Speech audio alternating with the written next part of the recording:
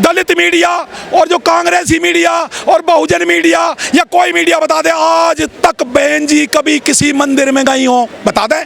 Sapa party में राम मनोहर लोहिया, इससे पहले जितने समाजवादी पार्टी के, मैं समाजवादी विचारधारा को पार्लियामेंट से ध्वस्त करता हूं। कैसे बताइए?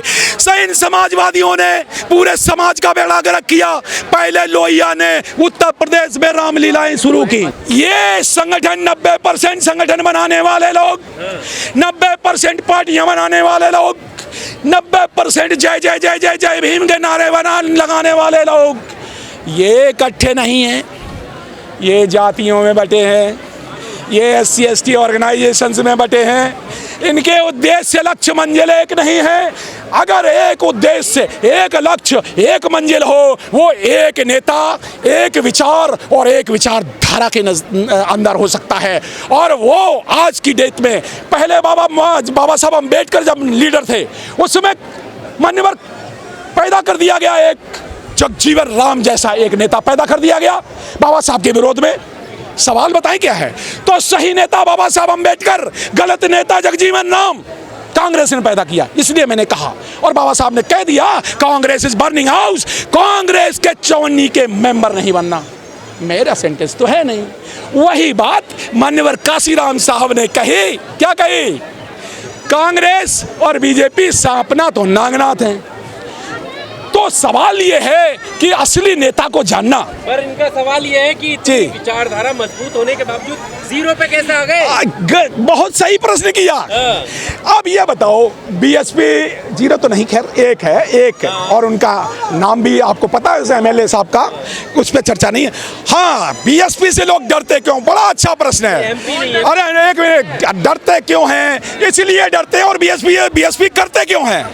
दरअसल सारी पार्टियां, भारत की सारी पार्टियां मनुवादी पार्टियां हैं। चाहे कम्युनिस्ट हो, चाहे सपा हो। अभी सपा के अखिलेश यादव पार्लियामेंट, एक मिनट मैं उत्तर दे लूं। मान्यवर उत्तर तो दे लूं। उत्तर सुन लीजिए कैसे हैं मनुवादी। मान्यवर अखिलेश पार्लियामेंट के अंदर कह रहे थे, एक सपा पार्टी का अध्यक्ष जिसकी कुर्सी धुल दी गई, वही व्यक्ति कहता है ये हमारे देव, उनको देवी देवता नहीं मानते, ये हमारे गीता महाभारत रामायण। तो मनुवादी नहीं है अखिलेश। इसलिए अगर जिस पार्टी का अध्यक्ष मनुवादी है तो वो पार्टी भी मनुवादी है। और इसी तरह के, चाहे वो कम्युनिस्ट हो, चाहे वो मार्क्सिस्ट हो, चाहे वो कांग्रेसी हो। अरे भाई, सारे कांग्रेसी तो बीजेपी में आ गए। जो कांग्रेसी ब्राह्मण अब बीजेपी में आ गए। तो कांग्रेस बीजेपी ये दोनों मनुवादी पार्टियां हैं। मेरा सेंटेंस नहीं है, मान्यवर काशीराम साहब का है। कांग्रेस एक सांपनाथ और दूसरे नागनाथ। तो आप भी तो मनुवादी हो गए, हाथी नहीं गणेश हैं। कौन? ये बहन जी ने कभी कहा नहीं। वो ये नहीं आइए, बताइए कहा। अरे वाह, प्रश्न करिए। अच्छा, सुनिए। ये जब एक मिनट, आपका प्रश्न अच्छा है, आप सुन तो लो। ये जो हाथी है, हाथी राजसत्ता का प्रतीक है। आपने प्रश्न किया ना, हाथी बहुजन समाज के लोगों के लिए, बहुजन समाज पार्टी के लिए हाथी जो राजसत्ता का प्रतीक है, वो बुद्ध का पायक का हाथी है, राजा प्रसेनजीत का पायक का हाथी है। वो बाबा साहब अम्बेडकर की रिपब्लिकन पार्टी का भी हाथी है, और वो मान्यवर काशीराम साहब का और बीएसपी का हाथी है। ये तो आप जाने। एक मिनट, मनुवादी जाने। मनुवादियों को अगर गणेश समझ के अच्छा लगता है, ले लें, वो बीएसपी में वोट डाल दें। अरे ये बताओ, ये नहीं लगते। कौन से मंच पे लाए? कैसे में दिखाइए आप? एक मिनट, हाँ, एक सेकंड। ये बताइए, बहन जी को किसी मंदिर में आज तक जाते देखा? आप बताइए एक भी सबूत। पूरे मीडिया वाला, पूरा भारत का दलित मीडिया और जो कांग्रेसी मीडिया और बहुजन मीडिया या कोई मीडिया बता दे आज तक बहन जी कभी किसी मंदिर में गई हो? बता दे। राहुल गांधी तो जनेऊ फेरता पड़ता है। तो सब राहुल गांधी से, आपके बीजेपी से है लड़ाई, उन सब मनुवादियों से है। विचारधारा की लड़ाई है। एक मिनट, पार्टी की बात मत करो, विचारधारा की बात करो।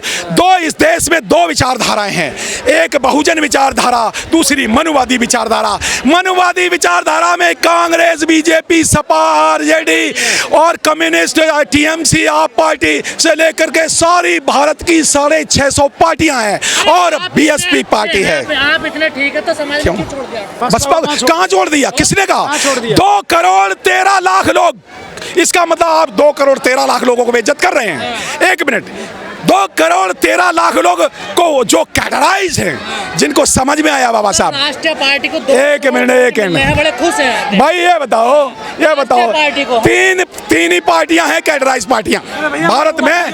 एक तो आ जाओ, एक तो कम्युनिस्ट हैं, कम्युनिस्ट खत्म हो गए। दूसरे है कांग्रेस मन कैटेगराइज नहीं, दूसरी है बीजेपी, और तीसरी है वामसेप की। ये बताइए, हाँ, आकाश BSP। माफ हो गई अनिल जी, अब बताइए। जी ऐसा है, अनुशासन का मामला है, अनुशासन का मामला है। यहाँ गलती माफ और उसका नहीं है। अगर कोई व्यक्ति अनुशासन मान लेता है तो उसका स्वागत है, और ना अनुशासन नहीं तो निकाल दिए जाते हैं। भाई और भतीजा कोई फर्क नहीं पड़ता।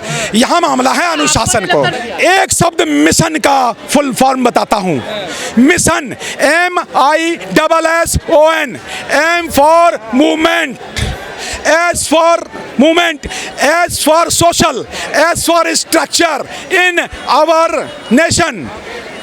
Movement, organizing, social structure in our nation is our mission. Bahujan mission. सत्ता में कैसे आओगे, क्या है सत्ता? ये सत्ता में देखो, जातियों की जेलों में कैद लोग, जब तक आपने अपनी जातियों के नेताओं को, गुलामों को वोट डालते रहे, कैसे इट इज नंबर गेम। हम लोगों को बताएंगे कि भैया अखिलेश जी आप 4थे क्लास के हिंदू हो। अरे भैया जितने भी, हाँ शूद्र आप कहते हो हिंदू हैं, तो हम कहते हैं 4थे क्लास के हिंदू। सपा पार्टी में राम मनोहर लोहिया, इससे पहले जितने समाजवादी पार्टी के, मैं समाजवादी विचारधारा को पार्लियामेंट से ध्वस्त करता हूं, कैसे बताइए। इन समाजवादियों ने पूरे समाज का बेड़ा गर्क किया। पहले लोहिया ने उत्तर प्रदेश में रामलीलाएं शुरू की, समाजवादी पार्टियों ने रामलीलाएं शुरू की, मनवादियों का साथ दिया। तो बताइए ना, कहाँ कौन सा सुधार? आज भी मनवाद। परसों भी यादवों ने बाबा साहब की मूर्ति तोड़ी है यूपी आजमगढ़ में। सुधरे कहाँ हैं? नहीं लगाई भी तो है, देखिए। सुधरे कहाँ हैं? सवाल वो नहीं, सवाल अखिलेश, एक से सवाल अखिलेश यादव जी ने सच्ची रामायण की चाबी, सच्ची रामायण की चाबी, ऐसा है, सच्ची रामायण की चाबी एक ललन सिंह यादव ने लिखी थी, वो ये पढ़ लें, काम खत्म है। एजिटेट का मतलब हिला दो। बाबा साहब 22 प्रतिज्ञाएं देके हिला देते हैं। पहली प्रतिज्ञा है, मैं ब्रह्मा विष्णु महेश को ईश्वर नहीं मानूंगा। और अगर 4-5 पढ़ दो तो सारे RSS वाले, कांग्रेस वाले, सब की, अब मैं आगे तो कहना नहीं चाहता हूं ना, उनकी दुकानें बंद हो जाएंगी। जी एजिटेट, बाबा साहब कहते हैं उसको एहसास करा दो गुलामी का। अगर वो गुलामी का एहसास हो गया तो वो एजिटेट करेगा, और जब एजिटेट करेगा फिर ऑर्गेनाइज। उसी को एजिटेट को मान्यवर काशीराम साहब ने DS4 बना दिया, DS4। और फिर ऑर्गेनाइज इकट्ठे होने के लिए, किस लिए इकट्ठे हो रहे, किस लिए? पार्लियामेंट में इतने लोग इकट्ठे हुए किस लिए? मैं पार्लियामेंट में आए हुए लोगों से पूछता हूँ, आप यहाँ आए किस लिए हो? एजिटेट का ऑर्गेनाइज इकट्ठे होने के लिए। और जातियों की जेलों में कैद लोग इकट्ठे कैसे होंगे? कैसे इकट्ठे होंगे? वो होंगे, वो तीसरा है ऑर्गेनाइज का मतलब है इकट्ठे हो, लेकिन एक कारण के लिए, एक लक्ष्य के लिए, उद्देश्य के लिए, सत्ता प्राप्ति के लिए। बाबा साहब बुद्ध कहते हैं तम बुद्धानुशासनम, रैदास कहते हैं ऐसा चाहूं राज में, और बाबा साहब हम बैठ कर कहते हैं जाओ घरों के दीवारों पर लिख दो तुम इस देश के शासक हो। और वही बात मान्यवर काशीराम साहब BSP पार्टी बना करके कहते हैं ना, हमें सम्राट अशोक के सपनों का भारत का निर्माण करना है। तो जो ये एजिटेट और ऑर्गेनाइज, काश ये 3 शब्द समझ लें, तो ये पार्लियामेंट में जो इकट्ठे लोग हैं ये वोट कहाँ डालते हैं? जैसे ही इंसान, आपने पूछा ये लोग क्या कर रहे हैं और ये गलत है, नकली अम्बेडकर वादी, हाँ हैं। अब मैं डिक्लेयर करता हूँ, यहीं से डिक्लेयर करता हूँ, हाँ 90% संगठन। शब्द भी तो ये गलत ही बोलते हैं। नहीं, एक मिनट